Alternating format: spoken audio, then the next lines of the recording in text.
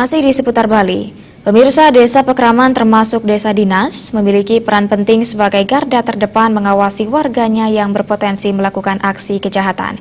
Pengawasan penting dilakukan, khususnya terhadap penduduk pendatang untuk mengantisipasi kasus-kasus kejahatan seperti narkoba dan terorisme.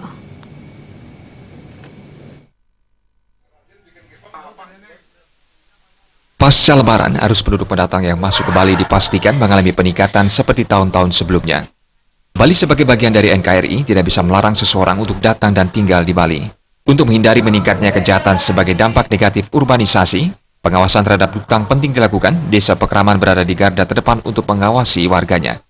Pasca Lebaran, pihak desa telah gencar melakukan pendataan, khususnya terhadap penduduk pendatang. Pendataan dilakukan dengan melibatkan berbagai pihak terkait seperti Babinsa, Babin Kamtipas, dan Satpol PP.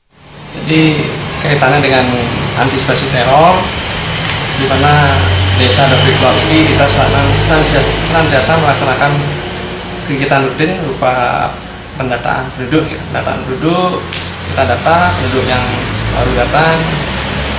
Kemarin sempat ditinggal mudik, mungkin mengajak apa ya kan, kawan, kerabat yang ada di kampung yang mau bekerja, mungkin banyak yang ke Denpasar, itu yang akan kita data dan kita untuk antisipasi ke depan, misalnya seperti teroris dan sebagainya. Dari pihak kepolisian mungkin ada informasi lebih lanjut, kita akan memberikan data-data tersebut. Jika ditemukan adanya warga yang mencurigakan, pihak desa akan langsung mengkoordinasikan langkah-langkah selanjutnya dengan aparat keamanan. Sinergi antara Desa Pekraman dengan aparat keamanan akan mampu mengantisipasi aksi kejahatan. Peran aktif warga juga sangat dibutuhkan untuk menciptakan keamanan lingkungan dengan melapor jika menemukan adanya aktivitas mencurigakan di sekitar tempat tinggal mereka. Agus Sugiana, Bali TV.